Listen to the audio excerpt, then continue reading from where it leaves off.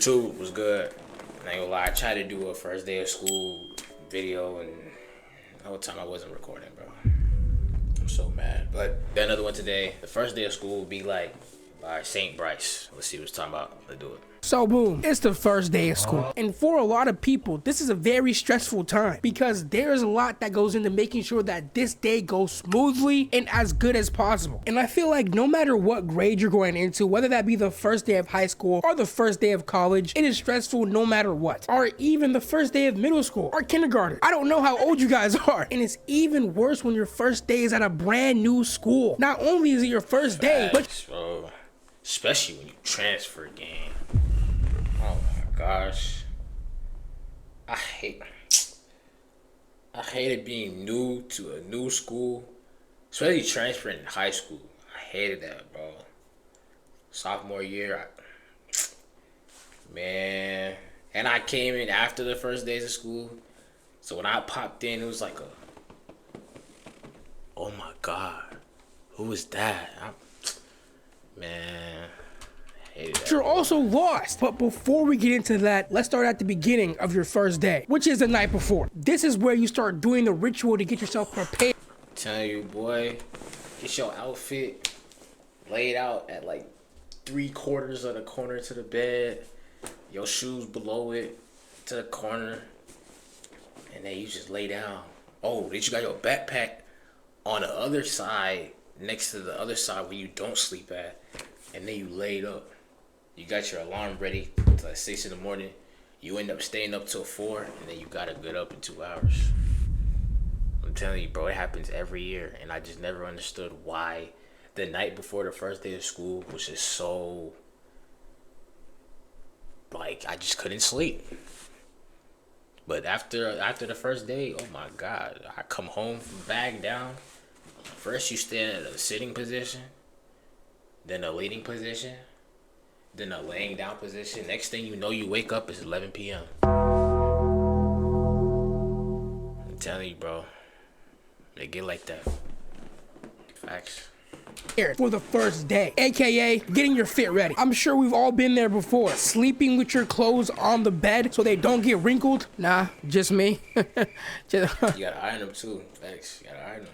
Okay. Spending hours trying to meticulously pick the best fit possible just to look like somebody's Haitian uncle. There's no way that could only be me. Somebody else had to go through that as well. Come on. On top of pre-picking your fit, you have to deal with the nerves of it being the first day. It's either you can't sleep because you're too scared and nervous or you're too excited. I don't know a single person that has ever been too excited. And then you do have the third group of people who just see it as a normal day and don't really care. And to you, you're no fun. Boo, you're no fun. I feel like the excitement part kind of wears off in the middle of high school because at that point, unless you're on a new campus, you're kind of accustomed to everybody. You already have your friend group and your teachers that you know very well, so there's no need to be nervous. But that all changes in college. I don't think there is anything compared. Whoa, I'm going in my first year. Don't scare me now. Don't scare me now, bro.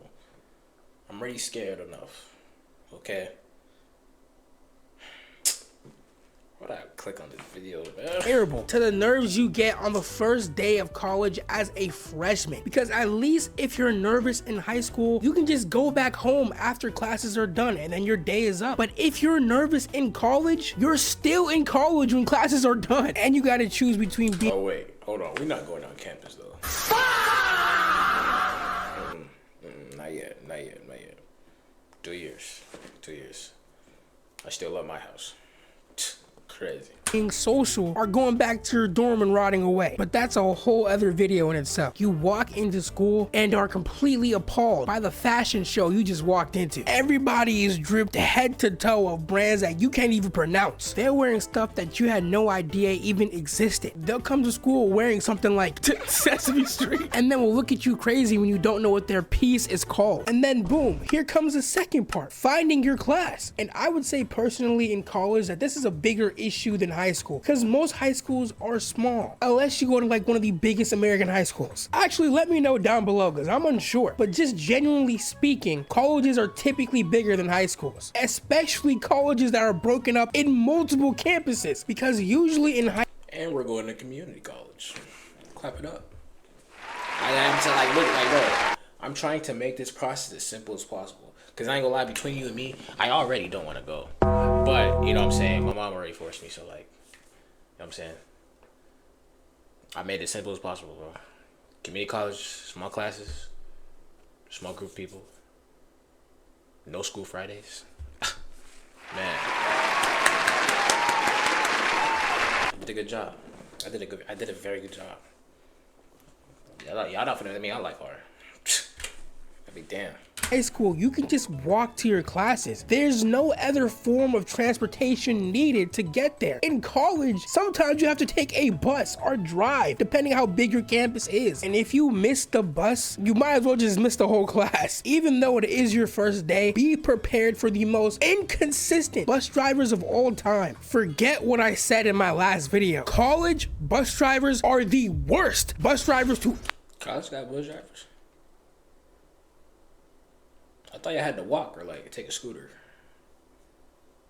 Oh, this might be interesting. Ever exist. Never in my life have I ever experienced a bus breaking down so many times in 1 week. For the high schoolers going into college, be prepared for your bus driver to give any reason not to do their job. If it's raining outside and a drop hits the windshield, they're canceling the bus ride for the next 5 weeks. But after you manage to find your classroom or your building, whether you're in high school or college, now comes the most stressful part, meeting your professor and seeing who you're stuck with for the next 4 to 5 months. And sometimes you get those really chill professors that are there to make your life easy.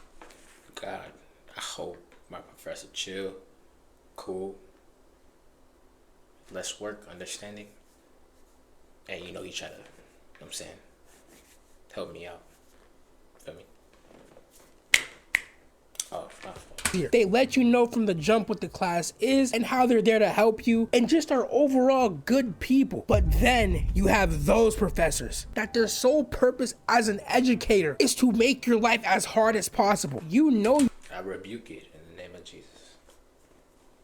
You're cooked when your professor is flexing about how hard their class is. Why are you proud of that? You enjoy majority of your students failing your class and nobody's asking any questions? Hello? Especially if you're in high school. Not that it's less serious or anything, but really, bro? You're happy that a bunch of high schoolers are failing your class? Like, what do you gain from making my life harder? And another big difference between the two is that the syllabus is not as serious as it is in high school as it is in college. When you're in college, they make sure to hammer down that the syllabus means everything. And it does, which is why your first is... Keep in mind, we're grown adults too. That is kind of crazy. assignment will probably be a syllabus quiz. And somehow, half... You're lying. You have to quiz... Who? Nah, cap. Your class will still fail. Speaking about half of your class, get ready to see most of them one time and then never again. Because depending on the type of class you have, sometimes showing up to some people is optional. There will be people that show up on the last day of final exams that you had no clue even existed. Like, you've been in this class for 8 to 12 weeks and you're... Wait, so does attendance count or no? Does attendance count in college? Let me know. I don't know. I'm nervous. Just now seeing this person for the first time. Even the professor is confused. But most professors are not letting that slide. They will make sure that you know attendance is mandatory. Whenever I missed a class or something, they would send me a lengthy email wanting an explanation on why I missed that class. Like, you're coming after me for missing your class like you're losing money. I'm paying for the class. Some professors will even go as far as having a 3-miss rule. Only allowed to miss 3 classes. And if you miss more than that, it's either you get flunked from the class or it's 10% of your grade for every day that's missed. So if you catch a colder... Huh?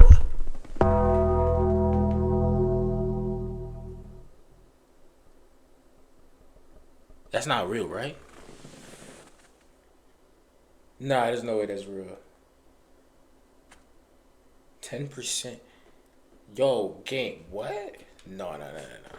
or something, be prepared to get jumped the next time you walk in class. But in high school, it's a little different and arguably worse, because if you keep missing classes, they will just call your parents. Because I know somebody out there has to know the feeling of skipping class or school just to get caught and knowing when you get home, you're about to get jumped. But the final and most important part of your first day is being social and making friends, whether that's college or high school. Finding a good friend group and not being alone can be a good thing, unless you want to be a loner. And for those people, I understand that too. People suck, but you shouldn't let that deter you from wanting to try to do something new. There's so much that you...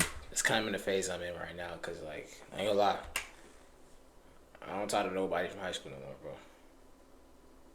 Like one person, that's it. So, if, I don't like being by myself, I'm kind of getting used to it. So, I don't know. I've been talking to my mom sometimes. She like, focus on yourself. It's cool, but try to mingle in a little bit. So we gonna see how that process goes, bro. I'd be lying if I say I was excited. I'm not. But maybe it could be a good thing. I don't know. Can do, like play sports, join clubs, and so much more. And especially if you have a roommate, or for high school, a best friend, it makes it a lot easier already. Unless your roommate sucks and is not fun to be around, which does happen a lot. Anything to be social and find some friends at least, because nobody wants to eat alone, especially in that big ass dining hall. That's pretty much all I have for today. Thank you so much for the recent support. W video, man. W video. You ain't like, just scared me, bro. Nah. We'll see. Appreciate y'all for watching, man. Catch y'all in the next one.